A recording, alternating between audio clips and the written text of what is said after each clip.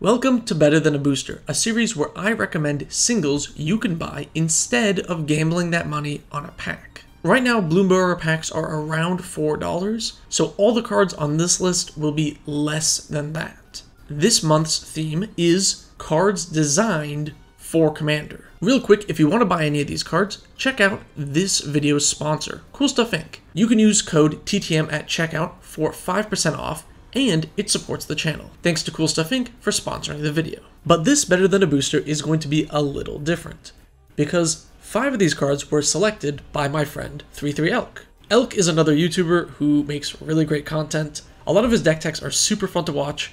I think they're great. He was also on one of my streams a little bit. We both lost a Commander game. If you want to watch that, I'll put a card as well. Link to his channel is in the description. And why don't you take it away? What's the first card for this month? This is a card we both agree on is just absurd. Yeah. Leadership Vacuum. At first glance, this card seems kind of weak, but it has insane application. I think it's actually like one of a kind. Gets around Shroud, Hexproof, Indestructible, Protection, and triggers for targeting permanents like Ward or Nadu. It is only 15 cents, which is absurd because I feel this card is very strong. Only one printing. It puts commanders directly in the command zone, which is really weird. It's basically killing them, but you're mono blue in this case. And it's better than bouncing or even killing, putting them directly into the command zone. I'm looking at Hack-On specifically. It's instant speed, so you can hold up other interaction. It hoses partners and backgrounds.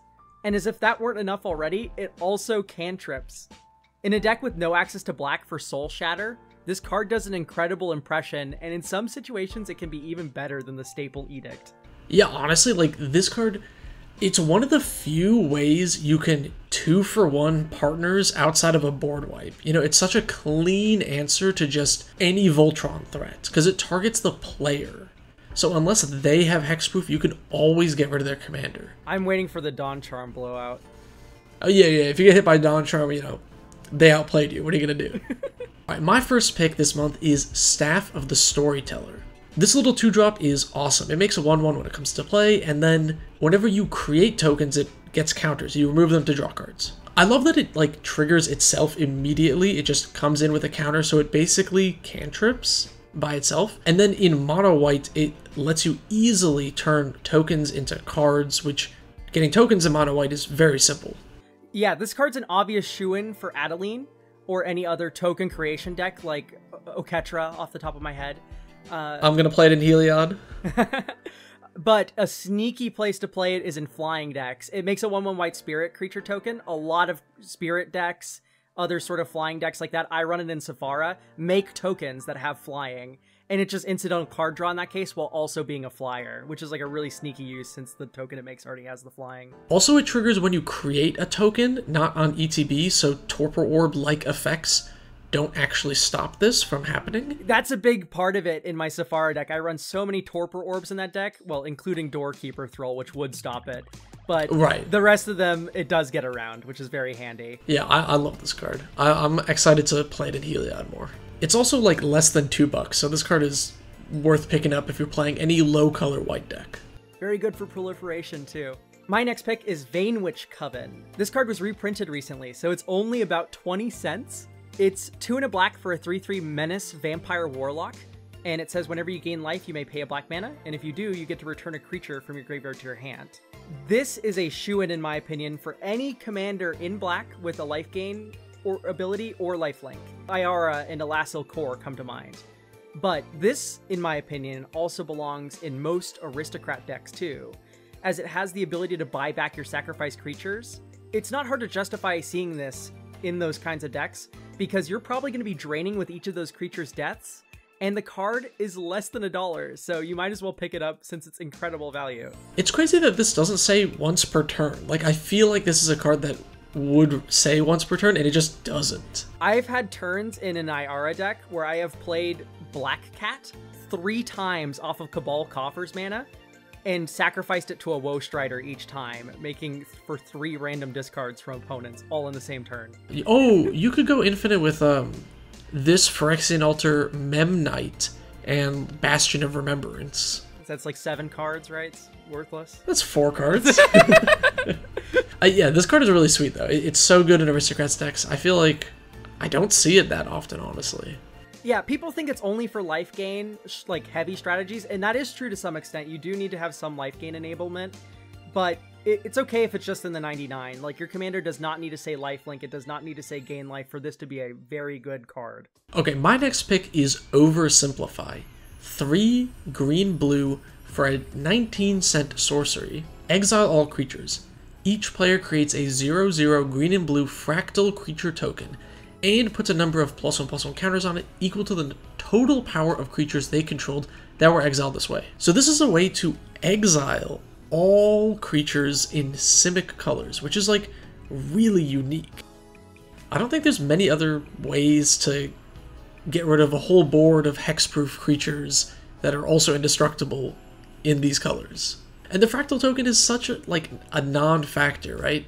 Because even if one person had a big board and they attack you with a big fractal, you just chump with yours. And then you can bounce it easy enough. This has saved me so many times. It's incredibly powerful. At first, I wasn't very sold on this card. At first, I thought about how funny it was with Solemnity. Oh, it is very funny with Solemnity. But at that point, just cast Farewell for creatures. Right, if you're in white at that point.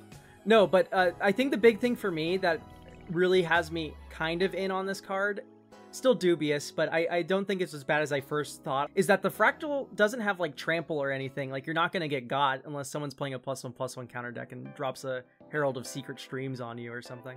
Yeah, exactly. Like, you can, it does what a lot of board wipes need to do, and that's buy you a turn.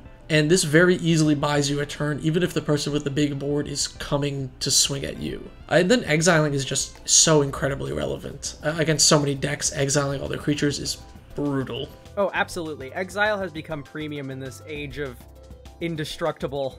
Oh, and the recursion, everything, like every deck these days is able to recur all their threats so well. My next pick is Pest Infestation. Currently, thanks to the recent breaking news printing of this card, it's just under $4, and that price tag is worth it, because this is probably one of the best mono green cards in Vintage Cube if you're not counting Mox Emerald. In Commander, it does live up to this hype, as Reclamation Sage already sees play at most casual tables, and this one scales to the amount of mana you have.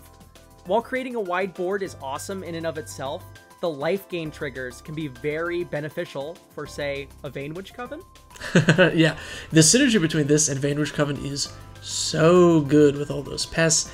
In an Aristocrats deck where you're sacrificing these pests as well, it's like phenomenal. Yeah, this card has gotten me a couple of times. It's really strong. I feel like I'm cheating a little bit. These did come in the same precon, but the precons for Strixhaven were just so good.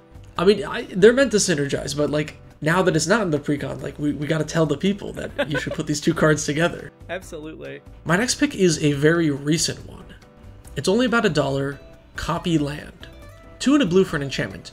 You may have Copy Land enter as a copy of any land on the battlefield, except it's an enchantment in addition to its other types. This is very much reminiscent of Copy Enchantment and Copy Artifact. Both cards that are also quite good, but Copy Land is so powerful. At worst, it's a mana rock. It's like a 3-mana mana rock that triggers your landfall stuff, and you just make it a copy of Command Tower or whatever. But at best, you're copying something like Field of the Dead, or Valakut, or Cabal Coffers, and you're just going crazy. Especially because it's any land, so if your opponent has Cabal Coffers or Borg, now you can get that same benefit. As someone with a lands deck, I play Kira the Boundless Sky, sadly not in blue to use this card. I do understand the value of copying lands, especially Field of the Dead. That also But you're not sold? You're not sold on this one? Oh, it's rough. On one hand, it is definitely a decent card. On the other hand, what's really strong about lands is that you do not get really interacted with very well. Generous Gift hits you, Beast Within hits you, and then it's like no one runs land destruction at more casual tables, so your Dark Depths goes off pretty frequently.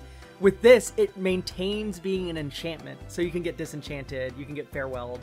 These are things that can happen to you. Yeah, the copy is 100% worse than the original because it has the enchantment type. I totally get that, but I don't know. I still think that this is worth it in almost any lands deck. Basically, if you just have a land you want to copy, and sometimes you'll copy your opponents for extra value. That brings me to another point. The Strip Mine and Wasteland is another important thing, is recurring lands out of your graveyard. This might not be true for all lands decks, but it's certainly true here. If this ends up in your graveyard, you're not probably going to be recurring it like you could with a Ramanop Excavator. Yeah, it's harder to recur. It's like, you know, you're playing copy number 3 or 4 of your value land, I think. This is one card that I actually do miss in mono green lands that I definitely do think fits in blue lands that would be alongside copy land is Teleria West. That card is incredible. Lets you tutor for any land in your deck. And this is just another piece for blue lands to maybe pop off. Mono blue hang on, pause, cut that. Mono blue Moonfolk, maybe. I have definitely called Moonfolk Merfolk in YouTube shorts before. It's like, It's so easy to do. It's too close. It's too close. Yeah. They should just be all Moonfish people. We should just shorten any type with folk in it just to folk. And then you can have like folk matters like deck. Oh, I thought you were gonna go the other way and just shorten it to all my creature types start with M. Wait, I mean, I have nothing more to say about copy land. That's okay. We can move to Surge to Victory. A more recent pick for one of my favorites, Surge to Victory. Surge to Victory is a 6-mana red sorcery that says exile target instant or sorcery card from your graveyard. Creatures you control get +X/+0 until end of turn, where X is that card's mana value. Whenever a creature you control deals combat damage to a player this turn, copy the exiled card. You may cast the copy without paying its mana cost. With Bloomburrow emphasizing tokens, is it any wonder why I'd recommend this card? Specifically with the new otter that clones itself for each instant or sorcery you've cast? That card is so fun. It's extra fun with Surge to Victory. Besides that, though, the card is killer in any deck with Young Pyromancer, Talrand, Murmuring Mystic, and friends. I've even closed out games with this in Pia Nalar Console of Revival, killing 2 of my opponents and canceling Dance with Calamity 3 or 4 times. Any deck with a wide board and a bunch of spells should keep an eye on this card. I love how flexible this card is, where like you could just exile a huge thing and like Blasphemous Act. You don't have to cast the copy, but you could just give your team like a massive pump because of that. Or if it's something you want to copy a ton of times, you don't have to care about the anthem as much. You can just copy the ability a ton of times. So it works like on both halves of that. I mentioned Dance with Calamity. Don't get me started with Time Warp. Yeah, oh no, extra turns of this? Ooh, that would be brutal. That is pretty sweet. Yeah, if you can hit a time stretch off of this, give your team +10/+0, and then copy it. At that point, you're just winning the game, though. You're surging to victory. It's awesome. Another Strixhaven card, by the way. My next pick is also a red sorcery, although a very different card. Reality Scramble is red 2 for a sorcery. You put target permanent you own on the bottom of your library. Reveal cards from the top of your library until you reveal a card that shares a type with that permanent. Put it onto the battlefield, the rest on the bottom in a random order.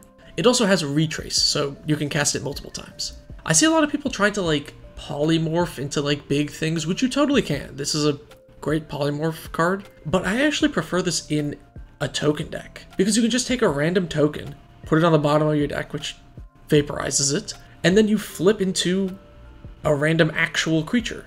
And then with Retrace, you can just do that multiple times a turn if you really wanted to. Yeah, I like your application a whole bunch. My friend experimented a lot with a Squee deck, the one that you can cast from exile or from your graveyard. And it was a Squee polymorph deck. And for a while, he was running this card, and then he realized the tucking of the Squee was very antithetical to a lot of the other transmogrifies that he was running that destroyed Squee or exiled Squee, which was just way better since you could cast Squee from those zones. But you can't cast Squee from the bottom. So this card got cut in that deck specifically, those Transmogrify style decks, but I can totally see it in one of those token decks. Yeah, and this card has actually only gotten better. So it was originally printed in Commander 2018, but with a list printing, it's still super cheap, like 40 cents. Since now, it's way easier to make treasure tokens, and then you can just flip into real artifacts. Even if you don't have, like, amazing, super powerful, like, you don't have to flip into Wormcoil Engine for this to be good. You can just flip into, like, utility artifacts that help out the rest of your board.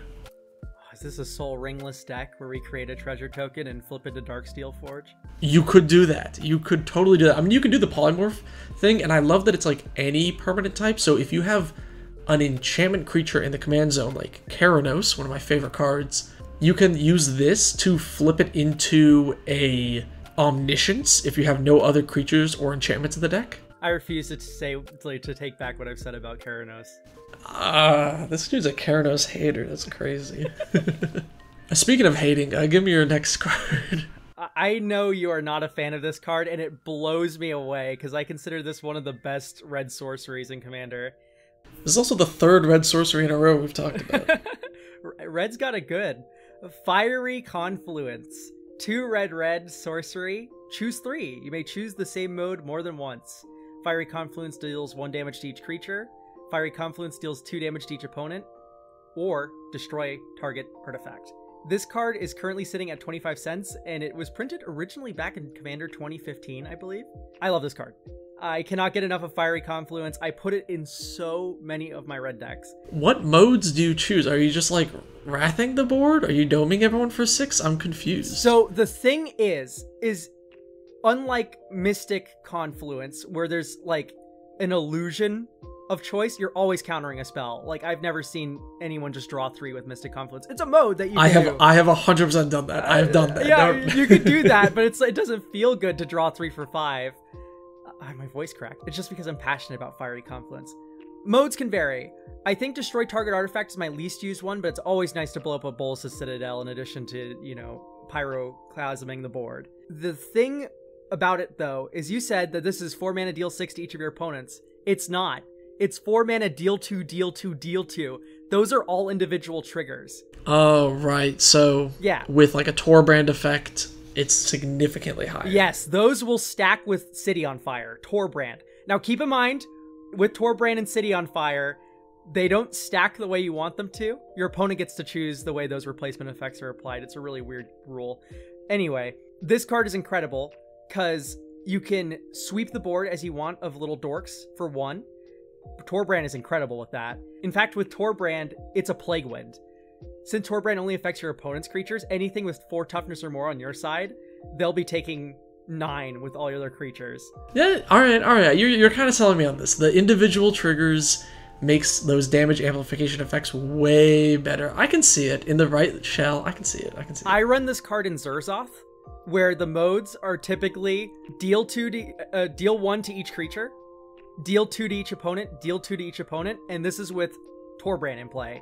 So it is really blow up all my 1/1 devils, shoot people that many times with the +2 on each of those devil pings. Also, nug each opponent for another 8 on top of that. Sorry, my AC turned on. I gotta turn this off.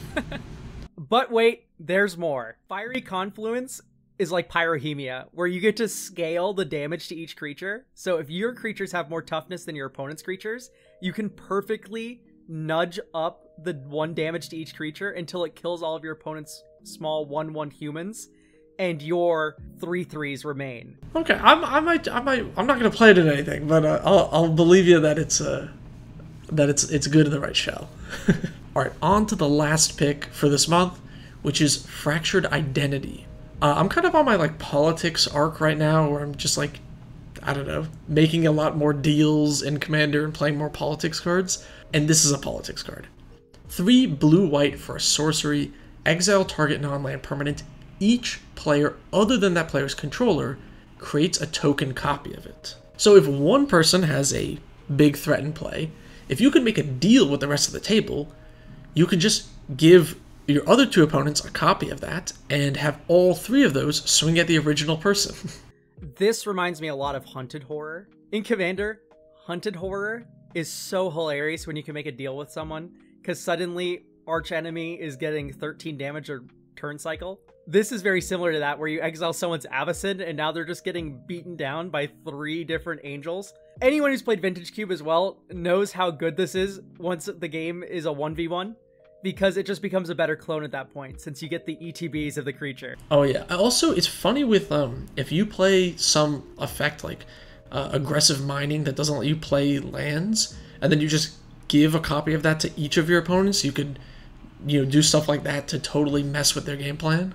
Oh, absolutely. One of my favorite combos is 9 lives, target it with Fractured Identity, and then with the lose the game trigger on the stack, you cast Patrician Scorn, giving each opponent a lose the game trigger on top of yours, since they all had a copy of 9 lives when that Destroy All enchantment spell was cast. And then since yours was the last on the stack, you win. I hope you pull it off in a Commander game. That'd be so funny. I have yet to have a deck that wants all 3 of those cards at the same time. So wish me luck harder, because I definitely need a white-blue deck that runs that. I like Fractured Identity. It's like 25 cents. It's really fun with politics. If you're in a blue-white deck, give it a try. It's very silly. Okay, so those were my 10 picks for Better Than a Booster this month. What did you think? Do you play any of these? Any other budget suggestions in the comments below? And lastly, if you liked our little back and forth banter, Elk and I are making a podcast.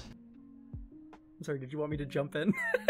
I was thinking about that. I don't know. I don't know what I wanted there. Also, you said these are my 10 picks, and it's like, you only picked 5 of them. Oh, I should have said our picks. You're just so used to doing the Better Than the Booster. Anyway, regardless, we're starting a podcast. It'll come out in early September, so stay tuned. It'll be on this channel, but 100% if you like my content, I'm very confident you will like Elk's content. You should go check him out as well. Link in the description. I'll put a card to his channel as well here, if that's a thing. Can you do that? Can you put a card to a channel that's not yours? You can put a link at the end. I definitely did it for a website before. You could probably just do it for my channel. Yeah, I can probably do that. If I can't, then I'll cut that part of the video.